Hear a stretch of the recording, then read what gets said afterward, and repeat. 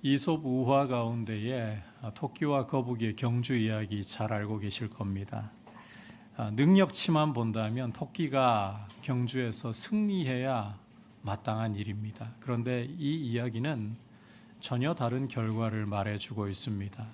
느림보에 불과한 거북이가 경주에서 승리를 합니다. 우리 인생도 이와 마찬가지인 것 같습니다. 남들보다 뛰어난 능력을 가지고 있다고 해서 인생의 성공과 승리를 거두는 것은 아니라는 것입니다. 오늘 말씀은 압살롬이 예루살렘에 입성한 후에 일들이 벌어지는데 특별히 반란을 완성시킬 계략에 대한 이야기가 나오는데 여기에서 누가 승자인가 이 부분을 다루고 있다고 보셔도 무방한 이야기입니다. 자, 말씀의 이해를 돕기 위해서 배경 설명이 좀 필요할 것 같습니다. 여러분께서 사무엘하 15장을 참고를 해보시면 도움이 되실 겁니다. 다윗이 압살롬의 반란을 피해서 예루살렘을 벗어난 후에 감람산을 오르면서 고난의 행진을 하던 중이었습니다. 설상가상으로 다윗에게 청천벽력과 같은 마른 하늘의 날벼락과 같은 충격적인 소식이 들려왔습니다.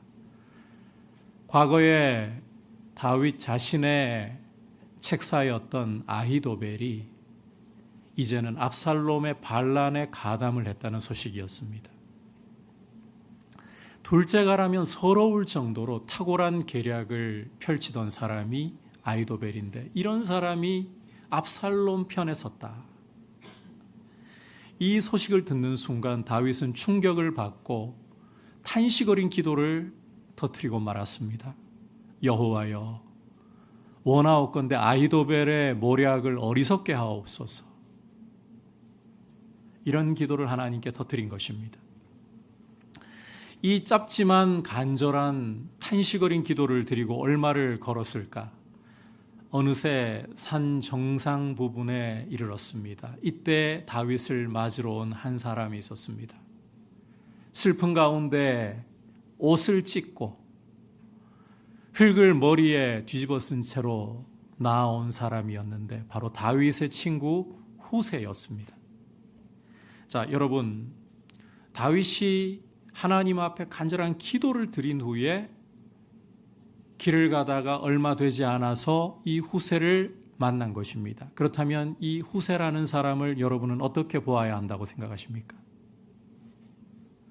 하나님이 보내주신 사람으로 보아야 하지 않을까요? 아히도벨의 모략을 파하도록 하나님께서 기도의 응답으로 보내주신 사람으로 보는 것이 마땅할 것입니다.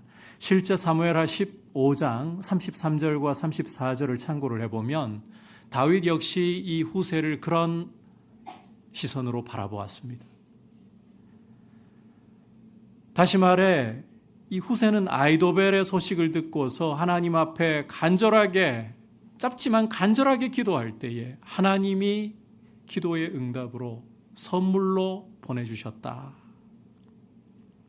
자, 그렇다면 이제 후세가 예루살렘으로 돌아가서 압살롬 편의 위장 전향에서 어떻게 아히도벨의 모략을 파하게 될 것인가? 오늘은 바로 이 부분에 초점을 두면서 말씀을 보아야 한다는 겁니다. 자, 이렇게 함께 말씀을 살펴보면서 주시는 메시지를 듣도록 하겠습니다. 오늘 말씀 15절을 보시면 16장 15절을 보시면 압살롬과 이스라엘 백성들이 예루살렘에 이르렀고 아히도벨 역시 그와 함께 이르렀다라고 말씀을 하고 있습니다. 일단 반란은 성공적으로 진행 중에 있고 압살롬은 거칠 것 없이 예루살렘에 입성을 했다라는 말입니다. 후세 역시 다윗과 헤어진 후에 예루살렘으로 들어갔고 압살롬에게 나아갔습니다. 앞서 본 바와 같이 이 후세라는 사람은 다윗이 아히도벨의 모략을 격파하도록 하기 위해서 압살롬 편에 보낸 소위 스파이입니다. 스파이. 따라서 이 후세는 압살롬에게 나아가면서 왕이여 만세 거듭 외칩니다. 이렇게 자신을 향해서 왕이여 만세라고 외치면서 나오는 후세를 압살롬이 보고서 17절에서 보는 바와 같이 후세에게 강한 의혹을 품고 빈정거리면서 질문을 던집니다. 이것이 내가 친구를 후대하는 것이냐?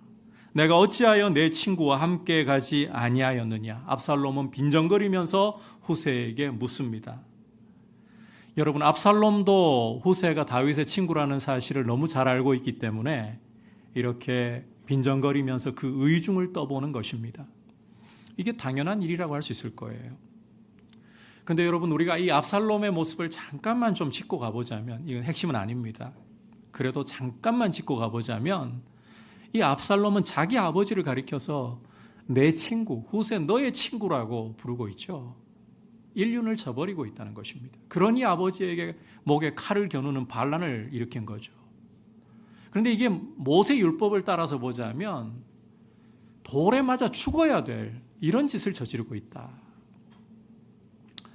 자, 압살롬 이야기는 이쯤에서 하고요. 우리가 주목해야 할 것은 이 후세의 처신입니다. 스파이로 잠입을 해 있잖아요. 압살롬에게 신임을 얻어야 되는 자리에 있잖아요. 어떻게 후세가 처신을 하느냐. 그래서 그는 할 수 있는 한 최선을 다해서 압살롬을 안심시키기 위해 노력을 하는데 18절과 19절을 여러분께서 보시면 후세는 자기가 여호와께서 선택하시고 온 이스라엘 백성이 선택한 이의 편이 되어서 그와 함께 지낼 작정이다. 게다가 이제 자기가 섬겨야 할 이는 압살롬, 다윗의 아들이다. 그리고 이전에 자기가 다윗을 섬겼던 것처럼 이제는 왕이 된 압살롬을 섬길 것이다. 이렇게 말을 이어가고 있습니다. 여러분, 압살롬의 마음을 얻고 압살롬을 안심시키기 위해서 후세가 하는 말들이잖아요. 그런데 이 성질을 보자면 거짓말이죠. 거짓말을 하고 있어요. 왜냐하면 후세는 뼛속까지 다윗의 사람이고 지금 다윗을 위하고 있기 때문입니다. 여러분, 거짓말 옳은 게 아니잖아요.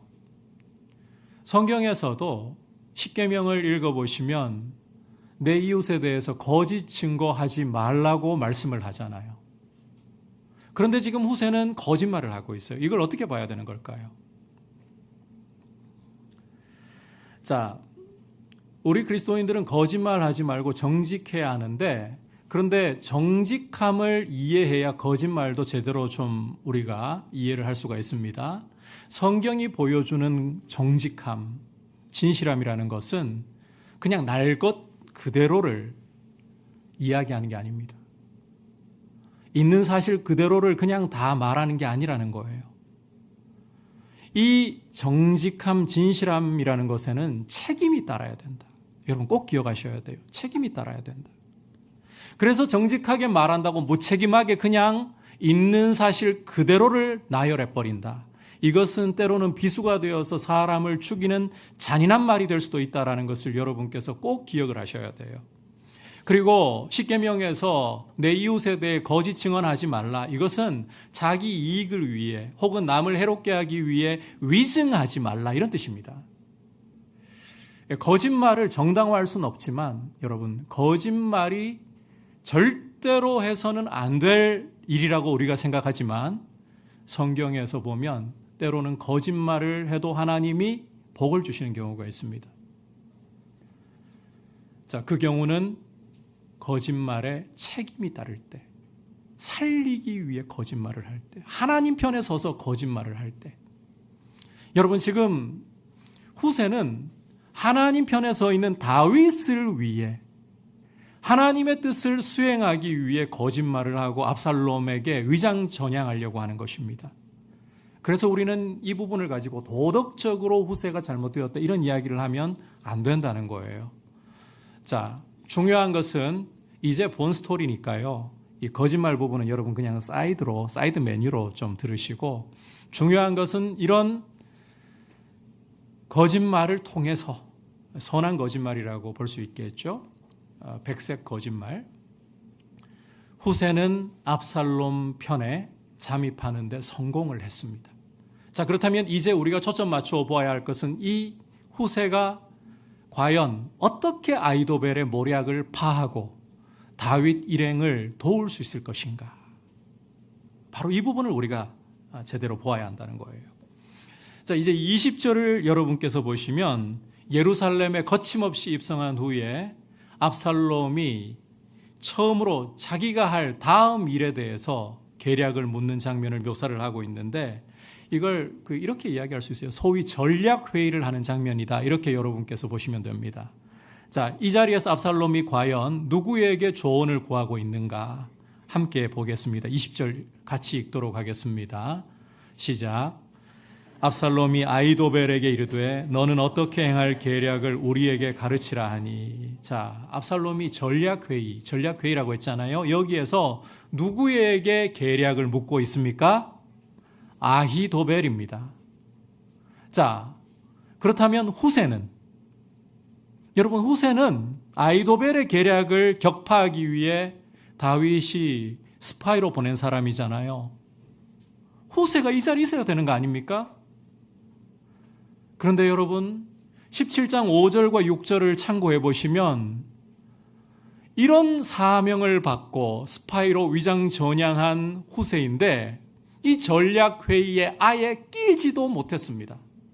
5절을 보시면 압살롬이 아렉 사람 후세도 부르라. 그리고 이어 6절을 보시면 후세가 압살롬에게 이르매, 이런 표현을 쓰고 있기 때문입니다.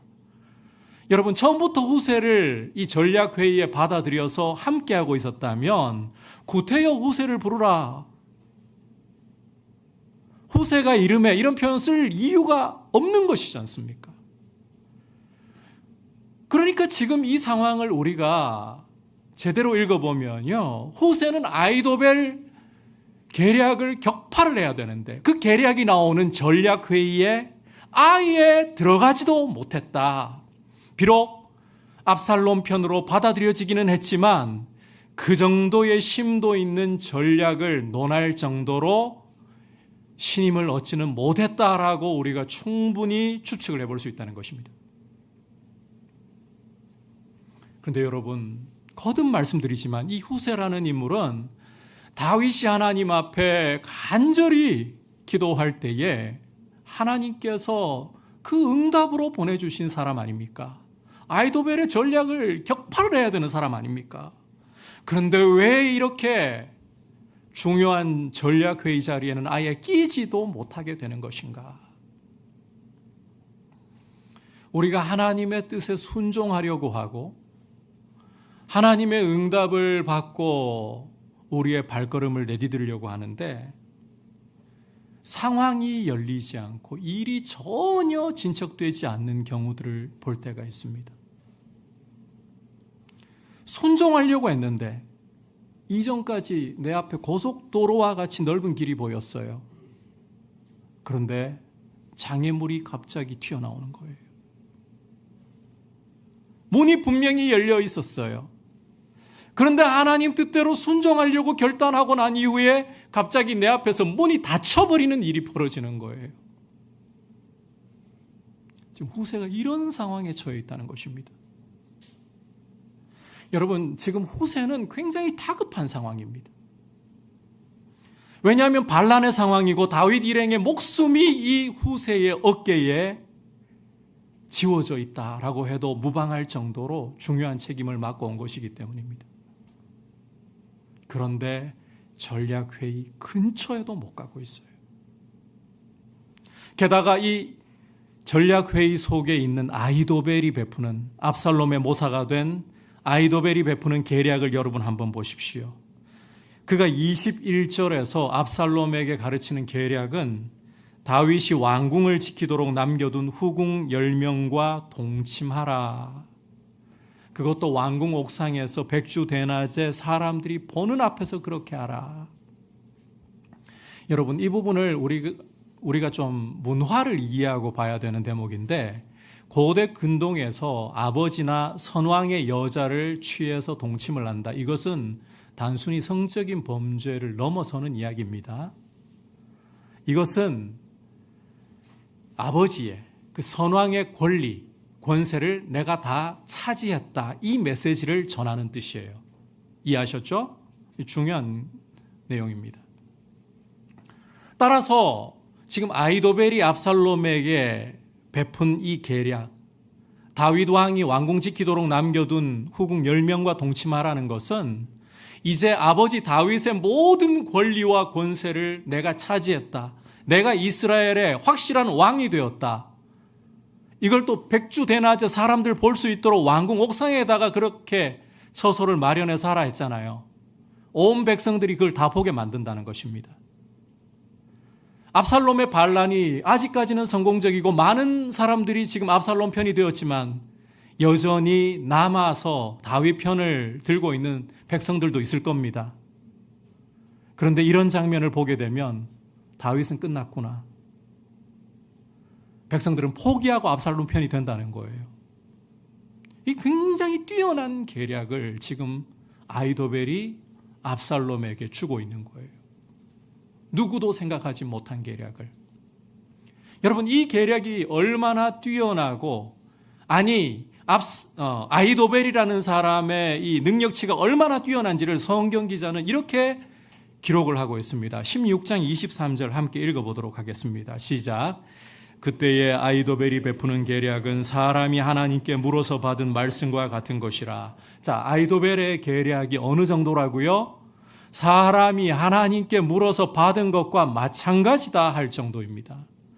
아히도벨이 직접 하나님께 말씀을 물어서 받았다 이 뜻이 아닙니다. 아히도벨이 베푸는 계략이 어느 정도로 탁월하냐, 하나님께 물어받은 말씀과 필적할 정도로 뛰어났다. 엄청난 능력자예요. 여러분, 아히도벨 계략을 격파하려고 위장전향한 후세는 전략회의에 끼지도 못하는 반면에 이 아히도벨은 그 계략이 하나님께 물어받은 것이나 마찬가지일 정도로 뛰어나다 이렇게 말하고 있습니다. 후세의 존재를 아주 비참하게 쓸모없게 만들어버리고 있습니다. 도대체 후세가 그렇게까지 애쓰면서 위장전향한 이유가 무엇인가? 소위 현타가 올 지경이 되고 있는 것입니다. 후세는 이런 상황도 아예 몰라요. 여러분, 우리 역시 하나님 편에 서서 하나님 말씀대로 가려고 하는데 앞서 말씀드린 것처럼 내 앞에서 상황은 다 닫혀버리고 문은 다 닫혀버리고 길에는 곳곳에 온갖 장애물들이 도사리고 있고 지금 당장 상황이 열려야 할 것 같은데 장애물들이 지금 당장 제거되어야 할 것 같은데 마음은 불안하고 초조하기만 한데 하나님의 역사는 보이지도 않고 이런 경우에 하나님 따라가는 것이 말씀을 믿고 가는 게 하나님께 굉장히 야속한 마음으로 하나님이 원망스러운 모습으로 쏟아져 나올 수도 있습니다. 게다가 지금 내가 해결해야 할 문제들은 너무나도 크고 나를 압도하고 내가 상대해야 할 사람들은 나보다 능력치가 너무너무 뛰어나고 나는 주님 편에 서서 주님 말씀대로 믿고 살아가려고 하는데 일은 꼬이고 삶은 어려워지고 하나님 없이 하나님을 부정하는 사람들은 오히려 나보다 지혜도 뛰어나고 능력도 뛰어나고 외모도 뛰어나고 여러분 이런 상황에 우리는 어떤 마음 들겠습니까? 그럼에도 불구하고 나는 주님을 신뢰합니다. 아시겠습니까? 아니면 낙심하고 주저앉아 내가 가려던 길을 포기하려고 하겠습니까? 이럴 때 어떻게 해야 될까요? 여러분, 오늘 말씀에서 후세가 우리에게 이와 같은 상황에서 본이 되고 있어요. 자, 이어지는 17장 1절부터 3절까지를 보시면 아히도벨이 이제 압살롬에게 반란의 정점을 찍을 수 있는 계략을 쏟아내고 있는 것을 볼 수가 있습니다. 이제는 압살롬이 묻지도 않는데 알아서 지금 반란을 성공시킬 반란의 방점을 찍을 계략을 펼친다는 거예요. 그 내용이 뭔가 하면 자기에게 병사 12,000명을 선택할 수 있도록 권한을 주면 오늘 밤 다윗을 추격하겠다는 것입니다. 지치고 고난 틈을 타서 다윗을 추격하겠다. 그러면 다윗 주변에 있던 사람들도 아무리 용사였던 사람들조차도 몸이 지치고 마음도 지금 낙심이 되어 있는 상황에 12,000명의 군대가 몰려온다고 생각해 보세요. 도망가지 않겠습니까? 그러면 다윗만 핀셋으로 찝듯이 딱 집어서 죽이고 나머지 백성들의 마음은 다 압살롬에게 돌아오게 만들어주겠다. 여러분, 압살롬이 이 계략을 내자 사람들 반응이 어떠냐? 4절 우리 같이 한번 읽어볼까요? 4절 말씀. 압살롬과 이스라엘 장로들이 다 그 말을 옳게 여겼더라. 자, 어떤 반응을 보였습니까? 압살롬을 포함해서 이스라엘 장로들이 전부 다 아히도벨의 말을 옳게 여겼다. 좋은 계략이다. 여러분, 이러면 이제 상황 종료입니다. 후세가 위장 전향해서 아히도벨 계략을 파하려고 했지만 지금 압살롬도 이스라엘 사람 전부도 아히도벨의 계략이 너무너무 좋다, 옳다. 후세의 모든 노력은 수포로 돌아갔고 위장 전향은 물거품이 되었다는 말입니다. 이걸 바꿔 말하자면 다윗은 지금 큰 위기에 처했고 이 밤이 지나기 전에 목숨을 잃을 수도 있는 상황이 되었다라는 말입니다. 자, 그런데 여러분, 이런 중차대하고 위급한 상황에 어떤 일이 일어나는가? 다윗에게도 후세에게도 절망적인 상황에 어떤 일이 일어나는가를 우리가 이제 주목을 해보아야 합니다. 5절 말씀 함께 읽도록 하겠습니다. 시작. 압살롬이 이르되 아렉 사람 후세도 부르라. 우리가 이제 그의 말도 듣자 하니라. 자, 어떤 일이 벌어졌습니까? 분명히 지금 압살롬과 함께 있던 이스라엘 장로들 아히도벨의 계략을 듣고는 와, 이런 계략이 있다니, 이게 옳은 거야, 이대로 가야 돼. 그런데 갑자기 압살롬이, 다른 사람도 아니고 압살롬이 아렉 사람 후세도 부르라. 우리가 그의 말도 듣자. 다 끝난 상황입니다. 그런데 이 상황에서 갑자기 후세를 부르라고 하는 거예요. 뜬금없이. 전략회의에 끼지도 못하고 아히도벨보다 능력치도 많이 부족한 사람입니다. 그런데 이제 다 끝났다고 생각할 이런 절망적인 상황에서 후세가 불려가는 거예요. 게다가 압살롬이 후세를 직접 불러서 말을 들어보자. 여러분, 이 후세가 압살롬에게 와서 하는 말을 들어보면, 아니, 그 전에 이 압살롬이 후세에게 하는 말을, 후세를 불러와서 하는 말을 들어보면 6절을 보시면 17장 6절입니다. 아히도벨이 이러이러하게 말했다라고 하면서 우리가 그 말대로 행하랴, 그렇지 않으면 너는 말하라. 후세의 계략에 대해 진지하게 듣고 있습니다. 진지하게 귀를 기울이려고 하고 있습니다. 여러분, 이럴 수도 있잖아요. 후세를 불러다가 아히도벨 계략을 전혀 알려주지 않은 채 후세 너는 어떻게 이 상황에서 계략을 펼칠 것이냐, 그렇게 물어볼 수도 있잖아요. 그런데 압살롬은 지금 아히도벨의 계략을 하나하나 다 설명을 해주고 있습니다. 여러분, 후세로서 아히도벨이 계략을 어떻게 펼친 것인지, 어떻게 제시한 것인지 무슨 수로 알겠어요. 그런데 압살롬이 직접 그 아히도벨의 계략을 후세에게 일일이 다 설명을 해주면서 우리가 이렇게 하랴, 아니면 네가 다른 계략을 한번 내봐라, 이렇게 말을 하고 있다는 거예요. 이게 어떻게 가능한 이야기입니까? 놀라운 일이 벌어진 것입니다. 그래서 후세는 여러분께서 이제 17장 7절부터 13절까지 기록된 것처럼 자신의 계략을 압살롬에게 제시를 하는데, 자, 이 부분은 여러분이 내용 읽어보시면 알 수 있기 때문에 자세한 설명은 좀 생략을 하도록 할게요. 대신에 간단히 좀 짚고 가자면 후세의 계략은 이런 것입니다. 아이도벨과 달리 온 이스라엘 백성들을 다 왕이 불러 모으시고 다윗만 잡아 죽일 게 아니라 다윗과 함께하고 있는 일행도 전부 다 쳐야 됩니다. 이런 계략이죠. 이게 왜 중요한가 하면요.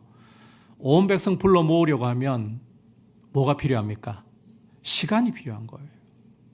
그 사이에 다윗 일행은 요단강을 건너 길르앗 지역까지 도망갈 수 있는 여유를 가지게 되는 것입니다.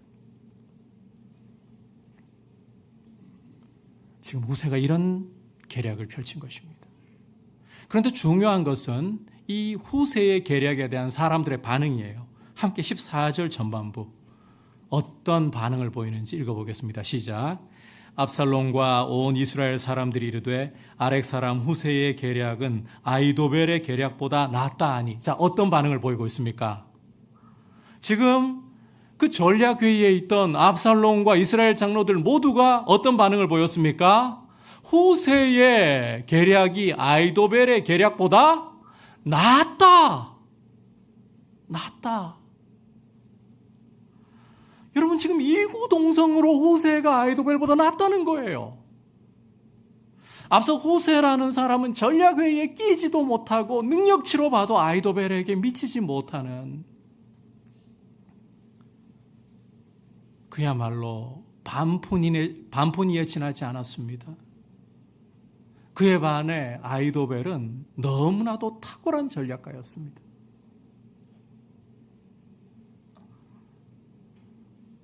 그런데 이제 상황이 어떻게 바뀌고 있습니까? 한순간 뒤집어져 버리고 있습니다.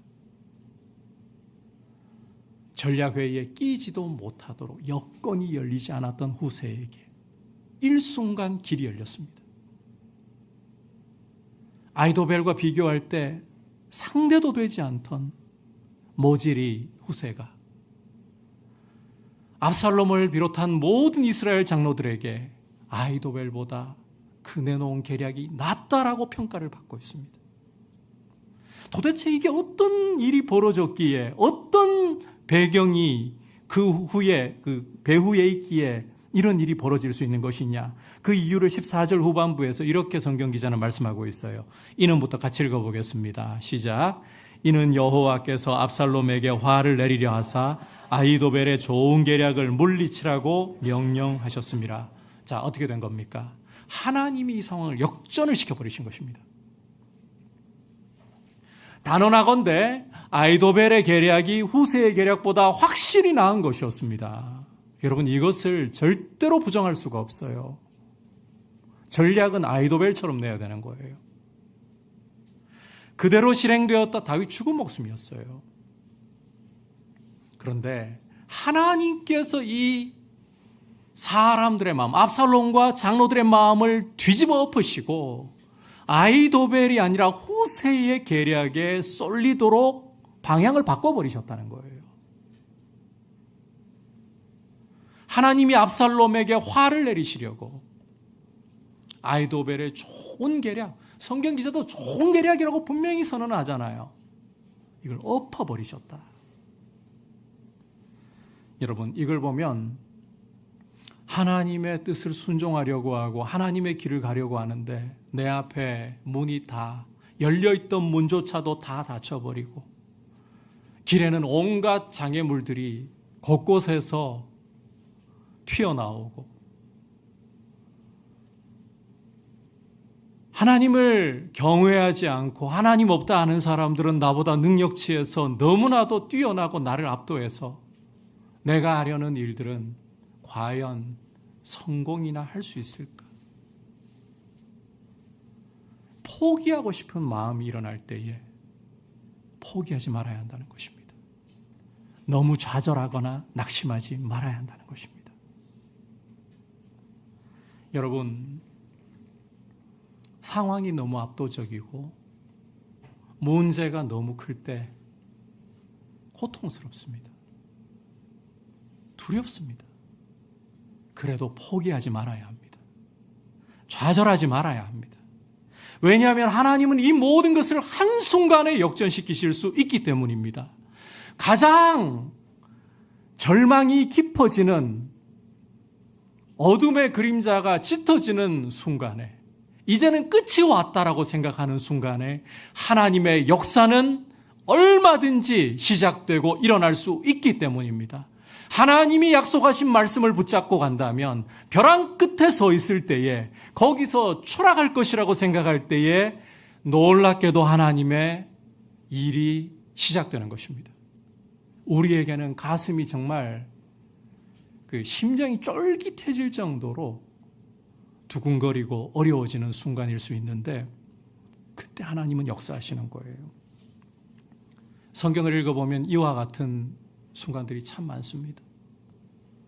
여러분께서 에스더 말씀 읽어보면 하만이라는 아말렉 후예가 유다족 속 모르드게, 에스더의 사촌 오빠인 모르드게를 죽여서 높은 대위에 달려고 할 때 아무도 몰라요. 모르드게도 모르고 에스더도 몰라요. 그런데 밤만 지나면 이 일이 이루어질 상황인데 하나님이 아하수에로 왕의 잠을 빼앗아 가시고 왕의 궁중 일기를 낭독하게 해가지고 모르드게가 왕을 위해 모반을 막아낸 일을 듣게 함으로써 상황 뒤집어지게 만들어버리십니다.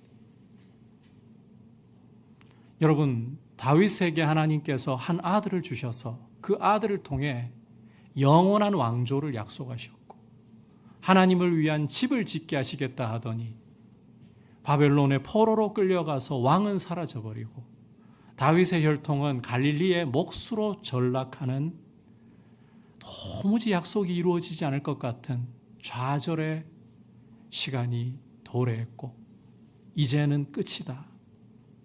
로마의 식민 지배 아래서 더 이상 길이 보이지 않습니다. 바로 그때에 하나님은 상황을 뒤집어 엎으시고 우리 주 예수 그리스도를 보내셔서 다윗의 왕위를 잇는 영원한 왕으로서 세워주셨습니다. 이 하나님 역사입니다. 그렇다면 우리는 전도서 8장 11절 말씀을 좀 기억할 필요가 있을 것 같아요. 함께 이 말씀 읽어보도록 하겠습니다. 시작. 내가 다시 해 아래서 보니 빠른 경주자들이라고 선착하는 것이 아니며 용사들이라고 전쟁에서 승리하는 것이 아니며 지혜자들이라고 음식물을 얻는 것도 아니며 명철자들이라고 재물을 얻는 것도 아니며 지식인들이라고 은총을 입는 것이 아니니. 여러분 보십시오. 남보다 빠르다고, 남보다 용기와 힘이 뛰어나다고, 남들보다 지식과 지혜가 탁월하다고 해서 인생의 승자가 되는 게 아니라고 말씀하고 있습니다. 하나님이 승리를 주셔야 인생의 승자가 될 수가 있는 것이에요. 따라서 여러분은 하나님 편에 서시기를 바랍니다. 기억하십시오. 인생의 능력치가 뛰어나서 승자가 되는 것이 아니고 능력치가 부족해서 패자가 되는 것이 결코 아닙니다. 여러분, 오늘 말씀에 이 탁월한 전략가 아이도벨의 최후가 오늘 읽진 않았지만 뒤에 기록이 되어 있는데 17장 23절에 그는 너무 뛰어난 전략가였기 때문에, 그 지혜가 너무 뛰어났기 때문에 그것 때문에 목숨을 스스로 끊고 맙니다.